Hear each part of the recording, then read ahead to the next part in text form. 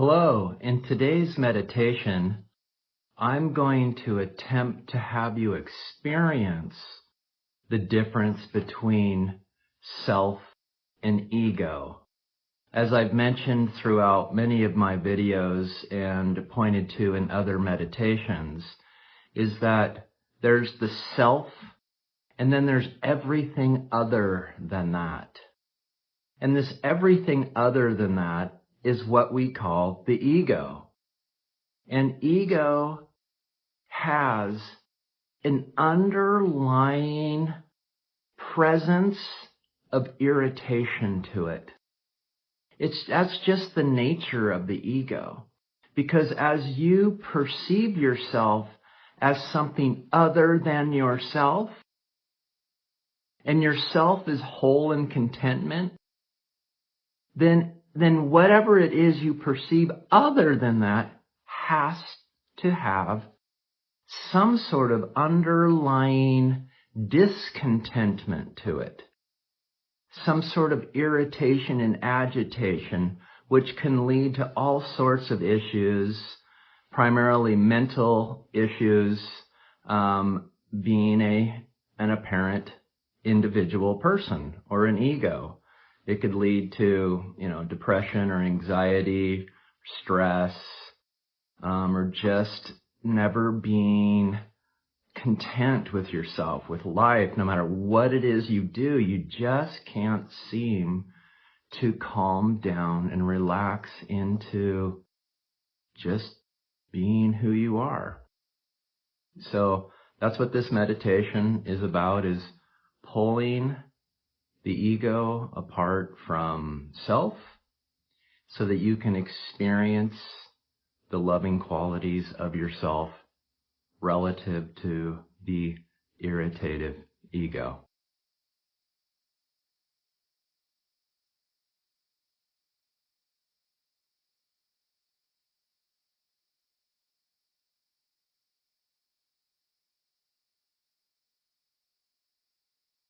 In some form or fashion, your mind or your body is telling you to be somewhere else but here.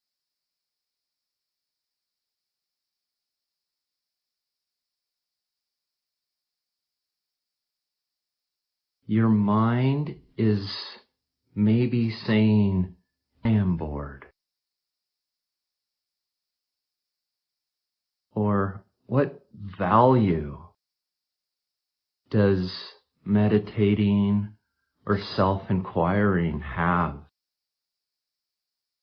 It just seems like it isn't anything and therefore isn't of value.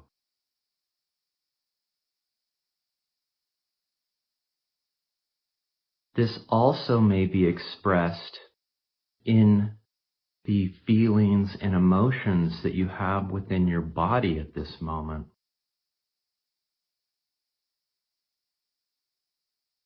You may have tendencies within you, urges that make you want to get up and move away from here.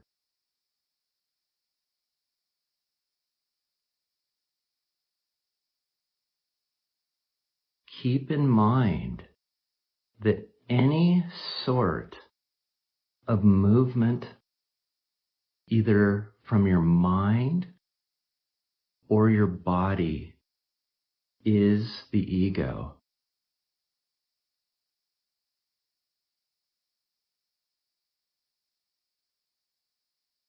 Any sort of restlessness that you're experiencing from your mind or your body is the ego's attempt to get away from here, because this place is dangerous to an ego. Yet it is the Swan-Song of your heart, of yourself.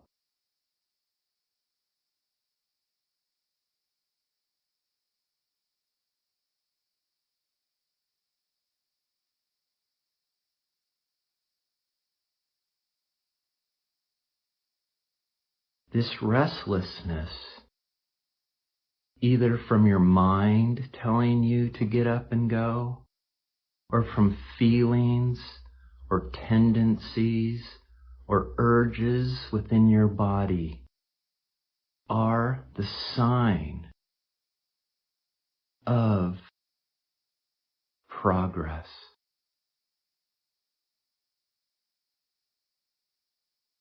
Do not take this restlessness as a negative.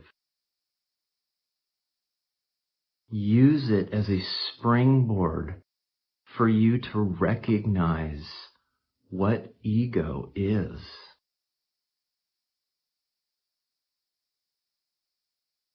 This is a sign that ego has realized that you are on to the true meaning of life,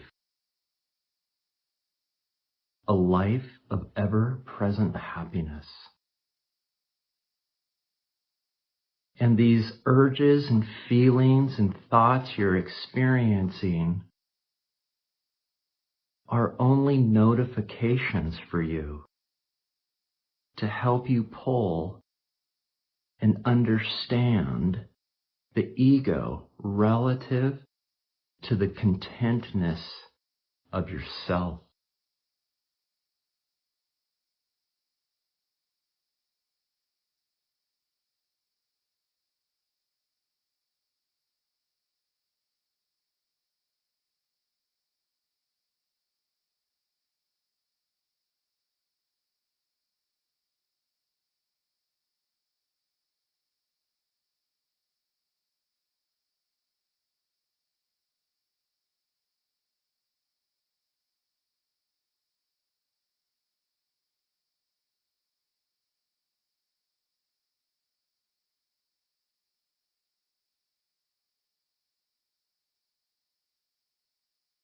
Notice that thoughts or feelings or tendencies have to arise into some sort of medium. They have to arise on some sort of stage, some sort of playing field.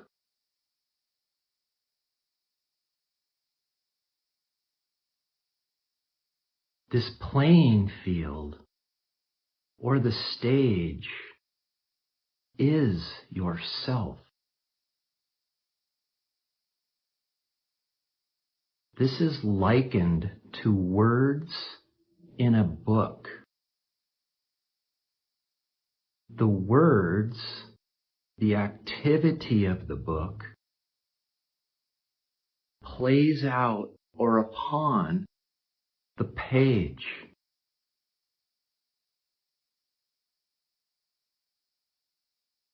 For without the page, the words would not exist.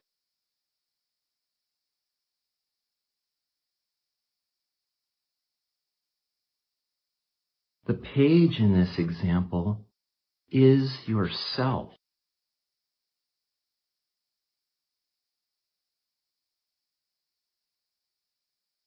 The page is benign. The page adds no description to the book. It just is.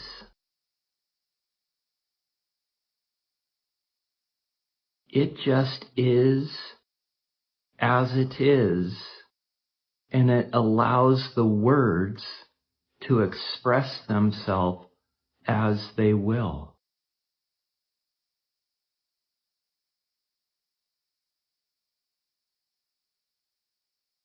The words are corresponding to the restlessness that you experience in your mind, in your body.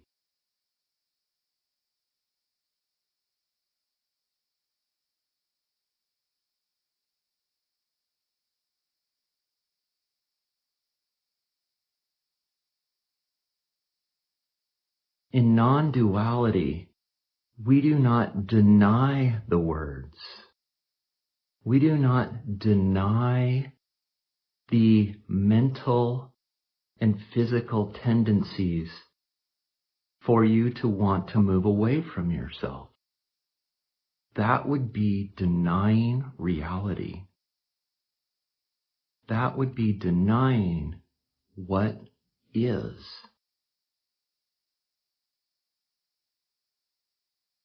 What we do here is we just turn our attention away from the words and we turn it towards the page.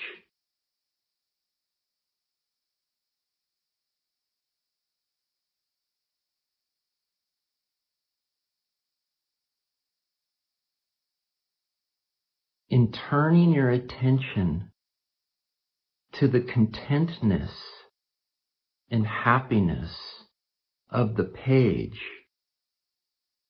the irritation and action contained within the words starts to dissolve. This is to say, as we turn our attention towards the total stillness of ourself, the page of ourself, we start to acknowledge the self's beautiful qualities of stillness and irritationlessness and agitationlessness relative to the irritation and agitation of the words of the ego.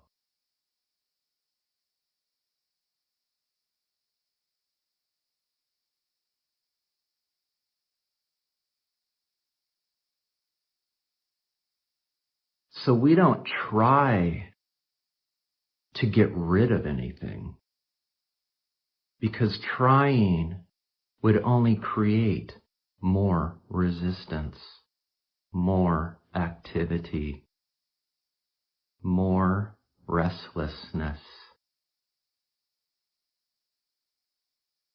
This is just saying, turn your attention towards the peace and the harmony of the page of yourself instead of the restlessness of the egoic mind and body.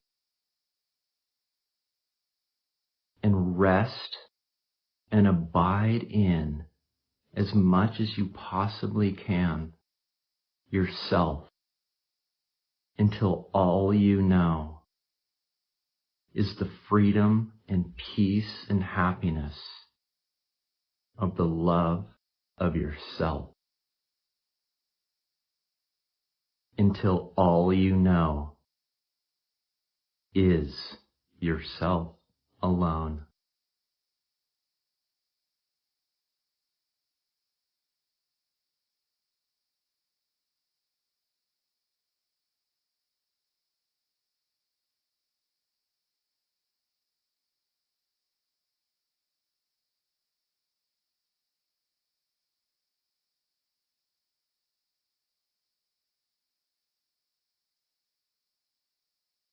You are experiencing yourself directly at this very moment.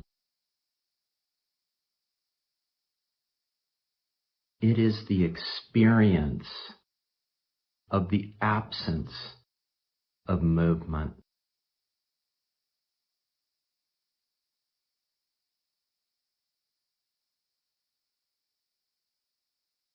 Allow your body to come to your presence and immediately drop the concept of body.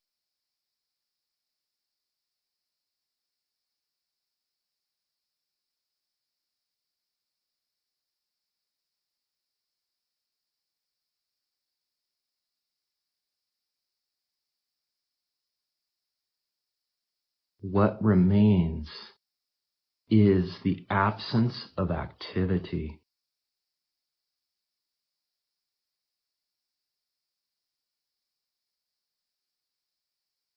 The activity of stillness.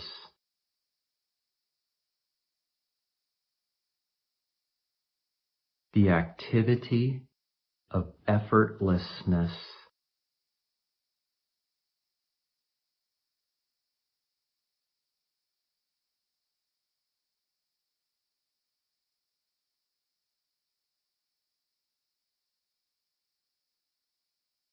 What remains is the presence of you, of yourself.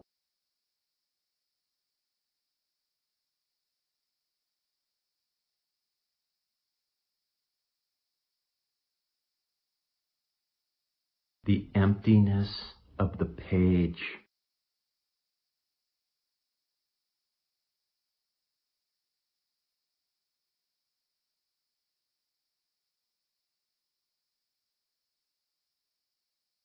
This is what we turn our attention to in self-inquiry.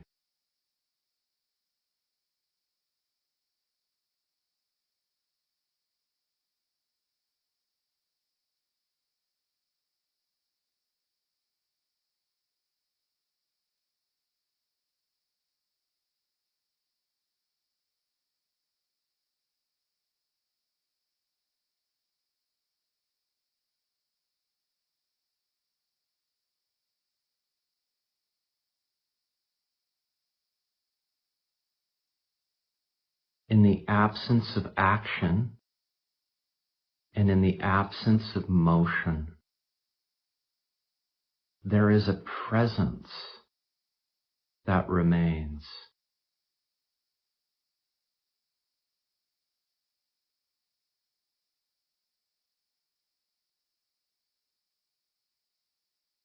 This presence is not a void.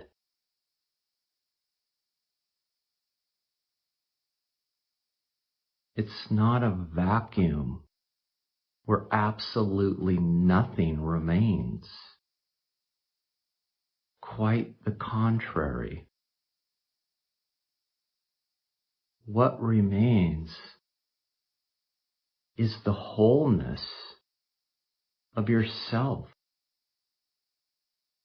the experience of being.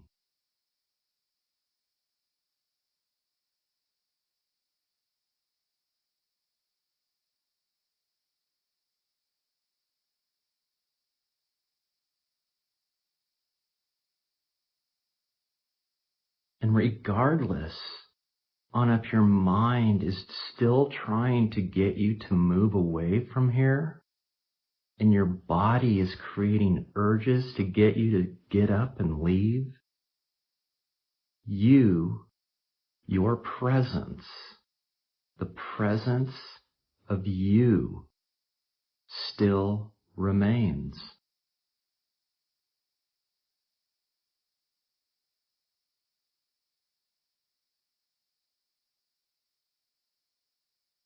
You can watch your mind and your body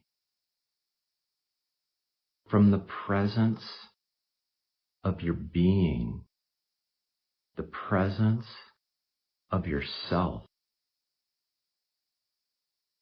Total stillness and harmony. When you turn your attention back away from the manifestation of life, from the irritative attributes of ego, and back into the harmony of yourself, you realize that it takes no effort to remain as yourself. This may take a few attempts at self-inquiry before this is realized, but never give up. Because the moment you realize that it takes absolutely no effort to know yourself, to know and abide in these beautiful qualities, you will forever know the answer to life.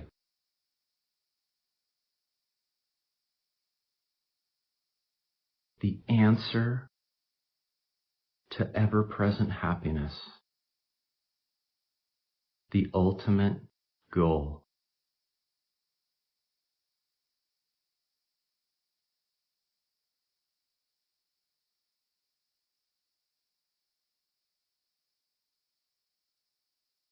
You will realize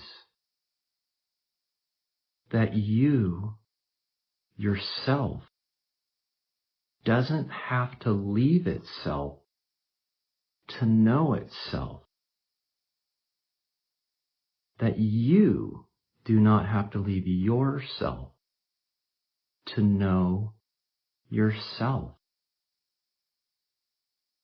That is how utterly intimate self is with itself. It is closer than your deepest feelings and your closest relationships, because it is you. You are yourself, and it takes no effort for you to be yourself. You are yourself just by being yourself.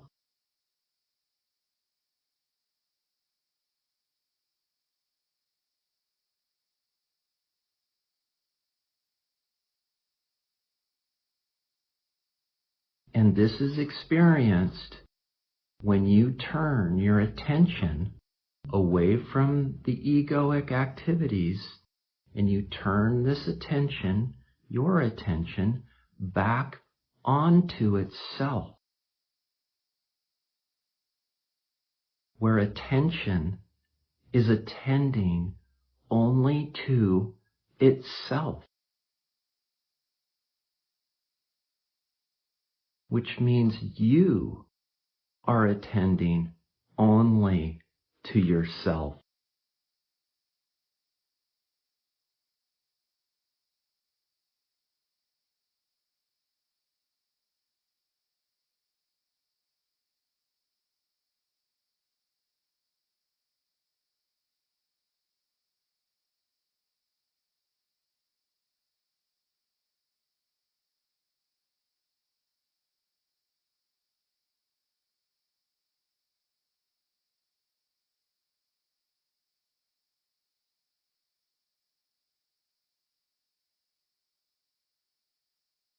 When it is experienced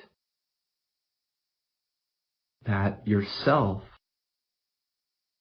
only needs to attend to itself, to know itself, you know and understand inherently the true definition of yourself.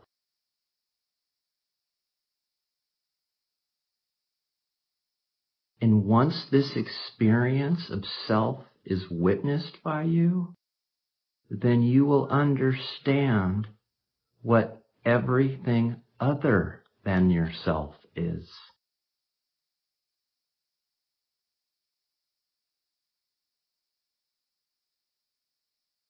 And once you understand the profoundness of this realization that there's only one entity of self, of yourself, and everything else that is known by you or felt by you or perceived by you is other than yourself, is ego.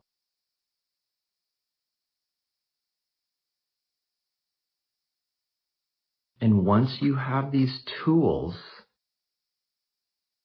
the tool of yourself, the tool of the knowledge of yourself, you will be equipped with the most profound piece of knowledge ever experienced in the history of humanity, in the history of the cosmos. For you will have answered the question, who am I?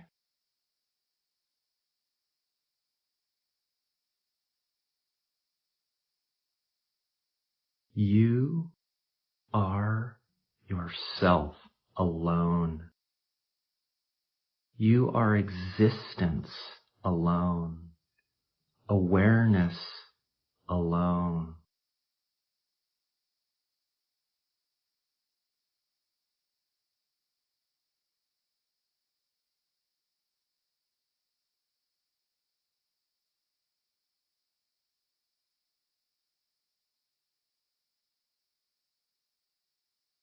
Do not confuse loneliness with aloneness. Loneliness is a state of mind generated by ego. It fluctuates. It comes and goes.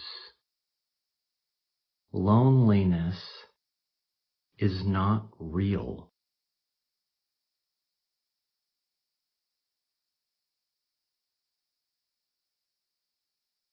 Aloneness is a way of being. It is a permanent presence of peace, happiness, and love.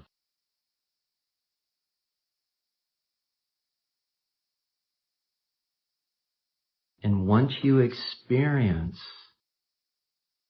the way of being of aloneness, you will never return to the state of mind of ego, of loneliness.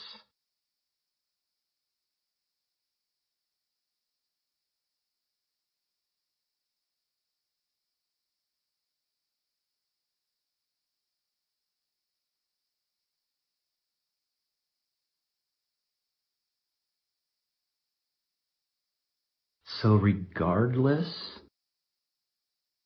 of your mind wanting you to be anywhere else but here and now, and regardless of your body urging you to get up and leave, just turn your attention away from these irritations and this restlessness and turn it toward the ever-loving presence of your heart, of yourself, and learn how to abide and rest into this infinite cradle of love.